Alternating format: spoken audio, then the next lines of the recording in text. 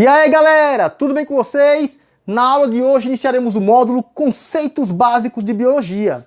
Esse conjunto de aulas dará a vocês a base que vocês precisam para compreender qualquer assunto de biologia. Vamos iniciar com a unidade fundamental dos seres vivos. Que unidade é essa? A célula. A célula é a unidade fundamental da vida e ela é dividida nas seguintes partes básicas: membrana plasmática, citoplasma e núcleo. A membrana plasmática é essa região aqui que separa a célula do meio externo. É ela que protege a célula e vai selecionar o que entra e o que sai dela. Ou seja, nem tudo pode entrar e nem tudo pode sair da célula. Então é essa a importância da membrana plasmática. Certo? Citoplasma é uma região gelatinosa compreendida entre a membrana e o núcleo. É no citoplasma onde são realizadas atividades importantes para a célula, como digestão intracelular, produção de substâncias, armazenamento de substâncias. Então, muito importante o citoplasma para a célula. E essa região central aqui da célula é o núcleo. Extremamente importante. É no núcleo onde existe o controle das atividades celulares e é no núcleo que existe o DNA, responsável pela transmissão das características para os descendentes, as características hereditárias. Ok, galera? Essas partes da célula e seu conceito, obviamente, são muito importantes que vocês memorizem. Com relação à quantidade de células, existem seres unicelulares e pluricelulares. Os unicelulares são formados por apenas uma célula. Exemplo, bactérias e protozoários. Aqui um protozoário, a ameba, é um ser unicelular. E aqui uma bactéria, também um ser unicelular. E os pluricelulares são formados por várias células. Exemplo, animais e plantas. Uma curiosidade é que no corpo humano existem cerca de 10 trilhões de células, pessoal. Todas ali cooperando. Ok? Vamos a dois outros conceitos muito importantes: procariontes e eucariontes. Os procariontes não possuem núcleo individualizado, não possuem.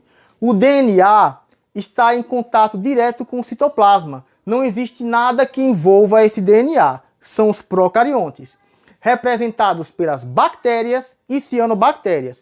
Quais são os seres procariontes? Bactérias e cianobactérias. Certo? Se liguem. E os eucariontes possuem núcleo individualizado. Individualizado pelo quê? Pela membrana que protege e reveste o núcleo, que está aqui, essa membrana carioteca. É ela que vai formar o núcleo em si, no sentido de revestimento. Então observem que o DNA ele está individualizado por essa membrana chamada carioteca. Estas são as células eucariontes. Os seres eucariontes, cujas células têm núcleo individualizado, são os protistas, fungos, animais e plantas, pessoal. Certo? Se liguem nesses conceitos aqui, muito importantes, pessoal, na vida estudantil de vocês. Essa célula aqui, ela é procarionte ou eucarionte? Isso, muito bem, acertou. É uma célula eucarionte. Está prestando atenção na aula.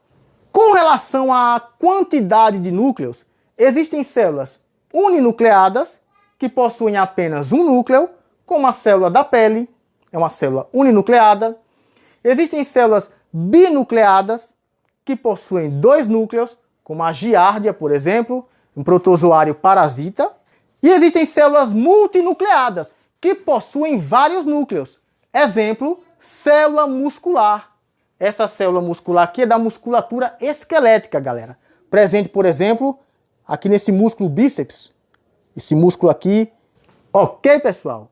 Dando continuidade, vamos falar agora sobre células anucleadas. Células anucleadas não possuem núcleo. Exemplo, as hemácias. Hemácias são as células vermelhas do sangue. São vermelhas porque possuem uma substância chamada hemoglobina. A hemoglobina é importante no transporte de gases respiratórios, oxigênio e gás carbônico em menor quantidade. Agora vamos falar sobre dois outros conceitos, o de cílios e o de flagelos. Cílios e flagelos são estruturas citoplasmáticas que estão presentes na membrana plasmática. Sua principal função é a locomoção. Mas qual é a diferença, professor? Vamos lá. Cílios são menores e mais numerosos. Vejam aqui o Paramecium, ele é um protozoário, tá? De vida livre. Ciliado, cílios menores, mais numerosos. Já os flagelos são maiores e menos numerosos. Aqui o Trypanosoma cruzi, um protozoário parasita, é um protozoário flagelado. Olha aqui o seu flagelo. Ok, galera, vamos continuar. Dois outros conceitos muito importantes. Células somáticas e células gaméticas. Se liguem, presta atenção. Células somáticas são aquelas que formam o corpo, no geral. Presentes na pele, ossos, músculos. São células diploides. Por quê, professor? Porque elas possuem um conjunto cromossômico completo. Eu não falei para vocês que no núcleo existe lá o DNA? Pronto, o DNA está presente nos cromossomos. Então existem células que têm um conjunto completo de cromossomos para aquela espécie. Essas são células diploides. Possuem um conjunto cromossômico completo. Se ligue nisso. Diploides representadas por 2N. Beleza? Então, como disse, presentes na pele, ossos, músculos, etc. Células gaméticas são os gametas. São as células reprodutivas, galera. Se liguem nisso, são os gametas. O que são gametas? São as células reprodutivas. Possuem metade do número de cromossomos, pessoal. A metade, tá? Então, elas são células haploides. Se liguem nisso, células haploides vão possuir a metade do número de cromossomos daquela espécie lá. Representado por N. Haploide representado por N. Gametas, quais são eles? Espermatozoide nos machos, óvulo ou ovócito nas fêmeas. Beleza? Se liguem nisso aqui. Não esqueçam, tá? Vamos falar agora um pouquinho dessa ação dos gametas. Aqui o espermatozoide, flagelado, olha o flagelo dele aqui. E o óvulo. O espermatozoide fecunda o óvulo. É a fecundação. Na espécie humana, o total de cromossomos em cada célula somática é 46 cromossomos. Se nossas células somáticas, cada célula tem 46 cromossomos. Cada gameta tem quantos, pessoal? Metade. Metade de 46 é 23. Então, o espermatozoide com 23 se une ao óvulo com 23 cromossomos na fecundação, formando a célula-ovo ou zigoto, que vai ter um total de 46 cromossomos. Essa célula vai se multiplicar e gerar um novo indivíduo. Então vejam, olha, o espermatozoide é haploide, N, um óvulo, haploide, também N. Se unem, formando uma célula diploide. Olha aqui, 2N, com o número total de cromossomos da espécie. Nesse caso aqui, a espécie humana. Certo, pessoal? Então, se liguem nisso, importante também. E aqui o conceito de cromossomo. É uma estrutura formada por DNA e proteínas. Olha aqui um cromossomo ali. Estrutura formada por DNA e proteínas aqui. Isso aqui é um cromossomo duplicado. É o formato clássico. Os cromossomos ficam aos pares nas células somáticas. Cada um com seu parzinho nas células somáticas.